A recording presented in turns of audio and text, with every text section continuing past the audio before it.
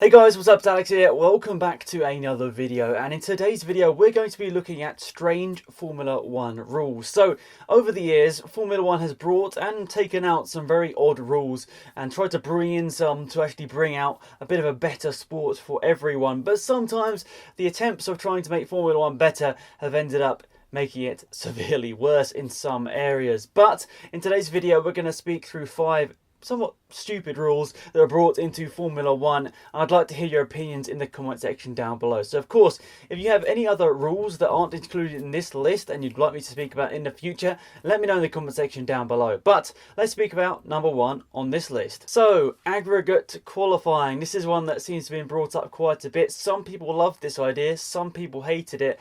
But it's an interesting one that was brought up many a times when I was looking to sort of gather together 5 or 6 strange Formula 1 rules. But this was definitely one that was brought up a lot. So basically, any driver or every driver on the grid, I think this was in the 2005 season, had to do 2 qualifying runs. One on the Saturday and then one on the Sunday morning, I think. I could be wrong. I think that's how it worked out. And then basically what you did is you had to fuel up the car for one sort of race run. Basically you had to put the fuel in you did for the race into the car, and I think that would be your second run, and the first run would be on like qualifying fuel, so you'd only put a limited amount of fuel in and you'd absolutely go for it hell for leather. But on the second run you'd put in the fuel you wanted to use in the race and then use that. Then you combine the 2 times together, and then the one that had the best overall time would start on pole. Now this, in essence, was an interesting concept and one that maybe could have worked, but the problem is, if there's any sort of weather sort of deviation or variation, I should say, if there's any sort of weather variation between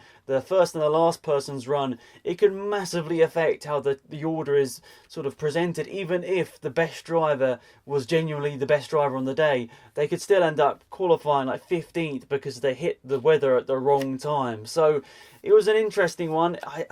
I think that they thought this was going to work for the better, but in my opinion it slightly skewed some of the qualifying results, because let's be perfectly honest, the weather should try and be somewhat equal for all drivers. But I think on a number of occasions throughout that season, when they were trying out this aggregate qualifying, some of the best drivers ended up qualifying like 11th, 12th, 13th, 14th backwards, because they hit the weather, and I think that's why this didn't work. So in essence, if it was done, I don't know, there's no real way to get around the weather, is there? I think it could have possibly worked somehow, but I'm not sure how it would have worked. But it's an interesting idea. It was an attempt to try and make Formula 1 qualifying a little bit more exciting, I assume, and also to try and make it a little bit more variation, because otherwise it was going to be a Schumacher or an Alonso pole. Actually, probably not a Schumacher pole in 2005, but probably an Alonso pole, probably a Renault pole. It was probably going to be them, or maybe a McLaren. But this really did shake it up. So maybe it was good for fans because sometimes there were crazy grids, but for the legitimacy of qualifying, I don't think it was fantastic, is it? A lot of the time it did mean that some great drivers ended up right at the back because they just either encountered a weird problem, or because of the weather they just couldn't legitimately get the time. They couldn't genuinely get the time on the board. So let me know what you think on aggregate qualifying. I think a lot of people love it, a lot of people hate it. So it's quite a controversial one, but I think it was a bit of a strange one. In my opinion, looking back at it now, maybe they should have just stuck to the format they had before, because yeah, it kind of messed up some results throughout that season. But I think they did actually end up going back to it quite soon. It didn't, I don't think it even lasted a full season. So I think they realised themselves it was a mistake. But did anyone in the comment section down below, did they like the aggregate qualifying system? Let me know. Double points. This has probably got to be, I think it must be the stupidest rule that maybe F1 has ever brought in. It just doesn't make any sense. It doesn't make any sense whatsoever for the last race of the season to be double points just for the sake of it. I mean, as much as I was enjoying the battle between Hamilton and Rosberg, Hamilton probably did deserve the 2014 title, whatever happens in Abu Dhabi. Of course, Rosberg had a problem anyway, but the fact that Rosberg could have won the championship in Abu Dhabi quite convincingly because of double points. If Hamilton DNF'd or whatever, I think Rosberg probably only had to have had a mediocre result to finish as champion that year. And let's be honest, if he had won the championship because of double points, so if the difference was, more than it would have been because of double points, that would have been a massive crime in Formula One history. They could have never. I don't know how they would have sort of let them sink in, because the Abu Dhabi Grand Prix in 2014 was no different to any other Abu Dhabi Grand Prix. It wasn't twice the length. There wasn't any extra challenge to it. It was exactly the same as any other Grand Prix. And I do agree with the idea of double points if the race is special. So something like the Le Mans 24 Hours, we'll use that as an example. I think maybe even the Daytona 24 Hours is something similar. They get, I think, double or even triple points because it's a special race, because it's 24 hours, not the usual like 6 hours, 6 or 8 hours that an endurance race normally goes on for. It was 24. That's why it makes sense for it to be double points or even more than double points, because there's much more of a challenge and there's much more of a reason to try and actually, give out those points, because they're actually doing a lot more as a team and a driver. So, but I think just the fact that it was just a normal Grand Prix and there was no extra challenge to it really meant it was just a silly F1 rule. I'm not sure whether Bernie Ecclestone was just trying to make it a bit more exciting somehow. I don't know whether he envisioned this last race decider, but maybe the second driver within the team was just a bit too far back and he needed the help of double points to really go for a championship. It ended up being the case, and I guess he just wanted the championship to be open or more open going to the last race of the season, because I think come to the last race of the season a couple of years before, I think like 2013 and 2011, the championship was wrapped up like 5 races to go. He was trying to give it a bit more of an incentive to keep going and teams to push and keep developing. And even if the genuine driver that deserved the championship didn't win it, I think maybe Bernie Ecclestone would have liked it because he had just got the championship to go around to the last race of the season. I don't know whether you agree with this one, but I think double points was probably the stupidest F1 rule ever to be brought in. I can see why he tried to do it. I can see why he tried to bring it in to try and make it a little bit more exciting. But I would, like, even me, if I was in the ever opportunity to win an F1 World Championship, I'd only ever want to do it legitimately. I'd never want to win it because I got double points and the other guy retired, and I was 26 points behind, and the only reason I could have gone for the championship in the first place was because of double points. I would have absolutely hated it. So, yeah, I don't think that would have been a legitimate championship, really, if Rosberg had won it because of double points. I don't think he probably really could have countered it, and I think the fair play of things sort of, panned out, basically. And if Hamilton had retired legitimately and Rosberg had just won the race as normal, and he would have still won the championship if it was on 25 or 50 points, that would have been fine. It's just the fact that if he'd won it because of double points, that would have been a massive thing. But thankfully it didn't happen, and it was scrapped for the next year. That's the most important thing. But what do you guys think? Stupidest F1 rule ever? Let me know in the comment section down below. Okay, so this is an interesting one. So there, originally when Formula 1 started, was sort of a point for the fastest lap of the race. So it's strange for Formula 1 because it doesn't currently have it, but a lot of categories do have points for fastest lap and pole position. So what do you think on this one? Do you think you should get a point for setting the fastest lap in a Formula 1 race? In my opinion, I'm divided.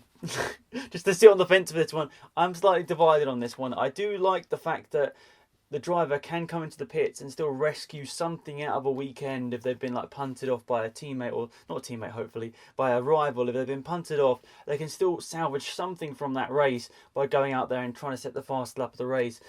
I can also see that it would just affect championships sometimes really weirdly. Like the double points in a way. Sometimes the fastest lap just doesn't need to be given. I just don't think sometimes it needs to be given as a point. Same with pole position as well. I do it in my go-kart championship. I give a point for qualifying, but at the same time, I don't always think it's generally the best way about going for it, because qualifying was all about setting up the race, and I don't think that maybe qualifying should be giving points if you're trying to set up a race. That makes any sense. It probably didn't, but I think qualifying always used to be about setting a time ready to get the best position for the grid. But if you're giving points out for qualifying, it maybe changes some people's mindsets. And likewise for the fastest lap of the race as well, because we've seen a lot of random people throughout the years get fastest laps of the race. I think Gutierrez got a fastest lap of the race randomly for Sauber at one point. I think even Suttel got a fastest lap of the race, but I think that was legit. It was definitely legit. It was Adrian Suttel, so it must have been legit, because big Suttel fan here. But I think that was because, I think he had a decent car. I think it was the Italian Grand Prix 2009. But lots of people that got fastest laps over the years probably didn't genuinely deserve them. They just got them because they were on the right tyre at the right time. And that's probably why, in my opinion, Formula 1 doesn't suit the fastest lap point award, because it just doesn't really give a genuine representation of who the fastest guy in that race was normally. It's normally about who's on the right tyre at the right time. You can disagree with me on this one, but I honestly don't think going forward Formula 1 should implement fastest lap points or pole position points. I think it would sort of alter the mindset of some drivers, and sometimes people would maybe prioritise qualifying, much as you want to have a good qualifying anyway, but prioritise having a perfect qualifying setup to get those points, and then have a terrible race because they thought that maybe getting 5 points for qualifying would be better than the 5 points they could get in the race anyway. I don't know.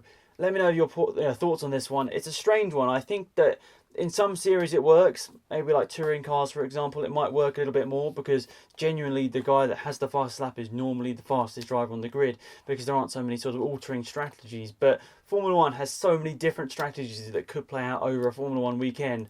It kind of makes the fast lap point a bit redundant. Even a fast lap is still cool, quite a cool reward for your endeavours over a race distance. Okay, so this is another strange one, and I've had to write some notes down here because there's no way I could remember this if I didn't write the notes down. But elimination qualifying. There seems to be a lot of weird qualifying formats down the years.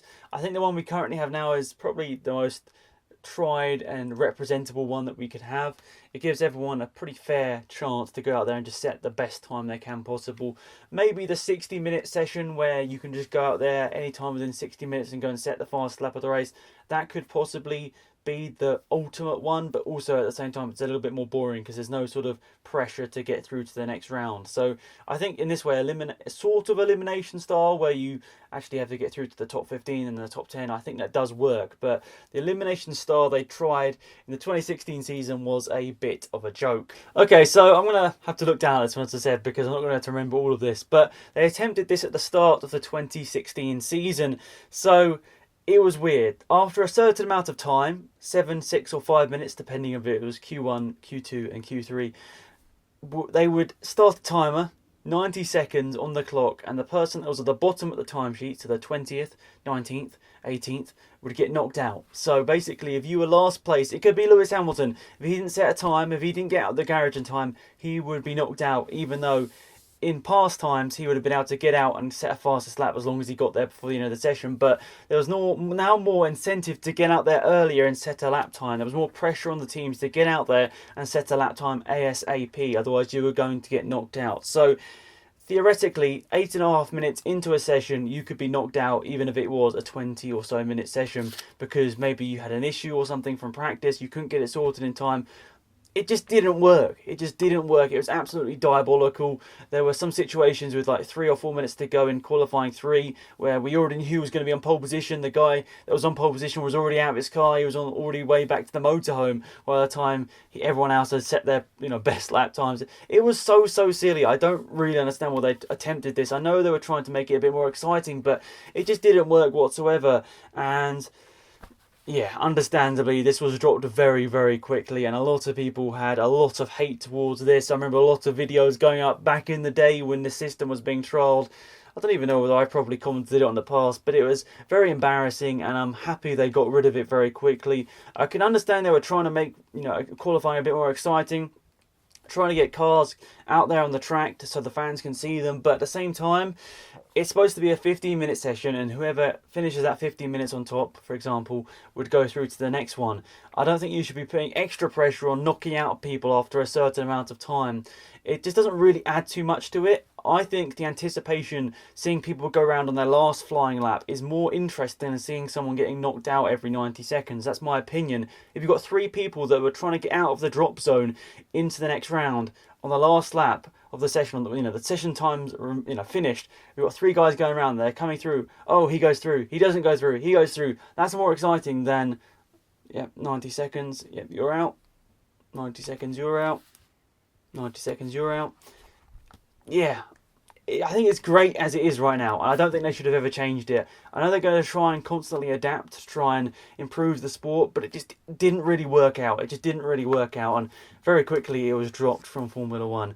And thank goodness, because I would not want to be sort of watching Formula 1 if it still had that sort of qualifying layout, because it was just painful to watch. Okay, so I'm going to finish off this one with maybe a strange one for some people. Other people might not really care about this one so much, but grooved tyres. So They brought in groove tyres in the 1998 season and used them all the way to the 2008 season.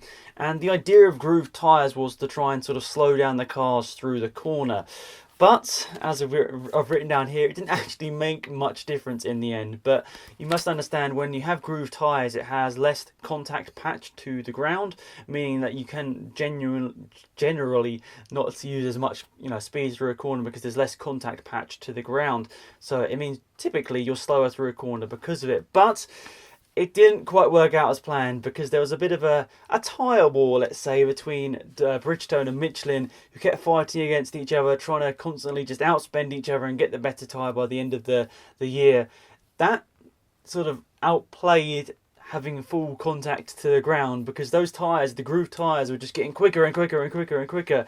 And I think we had tyres probably by the end of the grooved era that were better than the ones that were in the sort of just normal slick tyres that we have. Like the 97 season backwards. I think we probably had faster tyres in 2008 than we did in the 1997 season. So it didn't really work out for Formula 1. Into 2009, they got rid of that and they started using slick tyres again, where they're completely slick, no grooves in them whatsoever. And in my opinion, I think the groove tyres looked a bit weird. We hate on the halo, but groove tyres did kind of look cool, but also looked very weird at the same time. And I personally now find it weird when I see any groove tyres in a Formula 1 car, because for the majority of my life I've been seeing them. I'd say maybe just about the majority of my life I've been seeing them with slick tyres now. So going back and seeing any car with groove tyres is somewhat weird. And you also see on like show runs, for example, a car that used to run groove tyres with slick tyres. That also looks weird to me. I don't know. It's just era things. I mean, like if I look at a 2008 car, it's got groove tyres on it. Or I look at a 2012 car, it's got slick tyres on it. Don't mix them. Don't ruin history in Formula 1. Don't ruin my childhood in Formula 1. But yeah, 5 strange Formula 1 rules. Do you think any of those were actually good rules? Let me know in the comment section down below. Maybe you think that something like the groove tyres was actually a good thing for Formula 1, trying to slow them down, being less dangerous. It didn't really work out though, because obviously the tyre war kind of meant the tyres just got better and better and better anyway. But let me know in the comment section down below what your thoughts on this video were. Of course, leaving a like on the video is massively appreciated. Thank you so much for watching. Have a fantastic day, and I'll see you guys around soon. Sven Axel, Goodbye.